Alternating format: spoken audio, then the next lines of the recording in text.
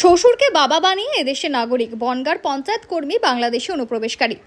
বাংলাদেশের অনুপ্রবেশকারী এদেশের পঞ্চায়েত কর্মী, তিনি আবার শ্বশুরকে বাবা বানিয়ে ভোটার কার্ডও তৈরি করে ফেলেছেন। বাংলা এসআইআর আবহেই ভয়ঙ্কর অভিযোগ। ঘটনাটি বনগাঁর পাটশিমুলিয়াতে। আবার এদিকে শাহিদের স্ত্রী শাবানা মণ্ডলের বাবার নামও ওহিদুল মণ্ডল। বিজেপির অভিযোগ, শাহিদ বাংলাদেশ থেকে এসে শাবানাকে বিয়ে করেন। শাবানার বাবা ওহিদুলকে বাবা বানিয়ে ভোটার কার্ডও তৈরি করে ফেলেন। বনগাঁর বিডিওর কাছে লিখিত অভিযোগ দায়ের করেন বাগদার বিজেপি মণ্ডল সভাপতি সুমন মণ্ডল। তিনি বলেন, শ্বশুরকে বাবা বানিয়ে শাহিদ বর্তমানে সুন্দরপুর গ্রাম পঞ্চায়েতের ঠিকাকর্মী হিসেবে কাজও করছেন। আসলে শাহিদের বাবা বাংলাদেশের বাসিন্দা। তিনি এই দেশে এসেছেন সবে 3 থেকে 4 বছর হয়েছে।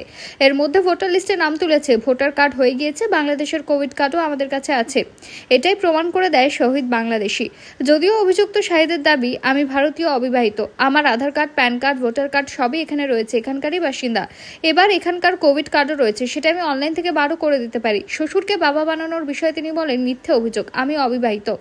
পঞ্চায়েত প্রধান কামরুন নাহার মণ্ডল বলেন, শাহিদের বৈধ কাগজপত্র রয়েছে, এখানে কাজও করে। বিজেপি যে অভিযোগ এনেছে তার সম্পূর্ণ ভিত্তিহীন, তবুও আমরা খোঁজ নিয়ে দেখব। বীরভূমের বাসিন্দা অন্তঃসত্ত্বা সোনালীকে বাংলাদেশে পাঠিয়ে দিল বিএসএফ। ভাবি সন্তানের নাগরিকত্ব নিয়ে চিন্তায় পরিবার। 8 মাসের অন্তঃসত্ত্বা সোনালী বিবিকে বাংলাদেশে পুশব্যাক করে দেওয়া হয়েছে। তার পরিবারের এমনটাই অভিযোগ সীমান্ত সুরক্ষা বাহিনীর বিরুদ্ধে। পশ্চিমবঙ্গের বীরভূমের পাইকারের বাসিন্দা সোনালীকে তার পরিবার সহ দিল্লি পুলিশ গত 26 জুন বাংলাদেশে পাঠিয়ে দেয় বলে অভিযোগ। স্বামী দানিশ শেখ ও 8 বছরের ছেলেকে সঙ্গে নিয়েই তাকে সীমান্তের ওপারে পাঠানো হয়েছে। সোনালীর পরিবার এখন প্রশ্ন তুলছে, বাংলাদেশে যদি তাদের মেয়ে সন্তানের জন্ম হয় তবে সেই নবজাতকের নাগরিকত্ব কি হবে।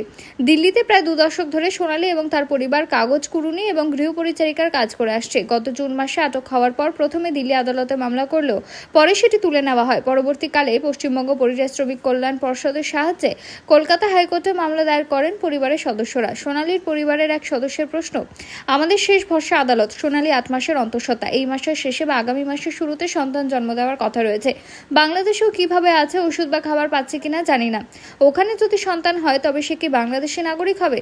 তবে রাজ্যসভার সাংসদ তথা পরিযায়ী বোর্ডের চেয়ারম্যান শফিউল ইসলাম বলেন, যেদিন থেকে খবর পেয়েছি পরিবারের পাশে আছি। ও 8 মাসের অন্তঃসত্ত্বা, তাই খুব উদ্বেগজনক অবস্থা। আমরা আদালতের দিকে তাকিয়ে আছি। যতদিন না সুস্থ অবস্থায় সোনালী ও তার পরিবারকে তাদের বাড়িতে ফিরিয়ে আনছি ততদিন লড়াই চলবে আমাদের। মামলার আইনজীবী সুপ্রতীক শ্যামল বলেন, কলকাতা হাইকোর্টে দিল্লি সরকারকে সমস্ত নথি জমা দিতে বলেছে। মামলার পরবর্তী শুনানি 20 আগস্ট। উল্লেখ্য, সম্প্রতি গুজরাট, মহারাষ্ট্র, দিল্লি এবং মধ্যপ্রদেশের মতো বিজেপি শাসিত রাজ্যে বাংলা ভাষার কথা বললেই বাংলাদেশে বলে অভিযুক্ত করা হচ্ছে। এমনই অভিযোগ তুলে সরব হয়েছে বাংলার শাসক দল তৃণমূল। এমনকি সেই সব রাজ্যে আক্রান্ত হয়ে পরিযায়ী শ্রমিকরা বাংলায় ফিরে এসেছেন বলেও দাবি করছে তারা। সোমবার নবান্নে সাংবাদিক বৈঠক করে ভিন রাজ্য থেকে ফিরে আসা পরিযায়ী শ্রমিকদের জন্য শ্রমশ্রী প্রকল্পের ঘোষণা করেছেন মুখ্যমন্ত্রী মমতা বন্দ্যোপাধ্যায়।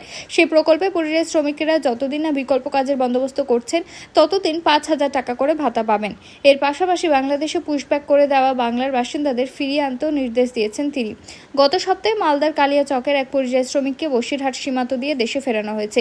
কিন্তু অন্তঃসত্ত্বা সোনালীকে দেশে ফেরানোই এখন বড় চ্যালেঞ্জ রাজ্য সরকারের কাছে।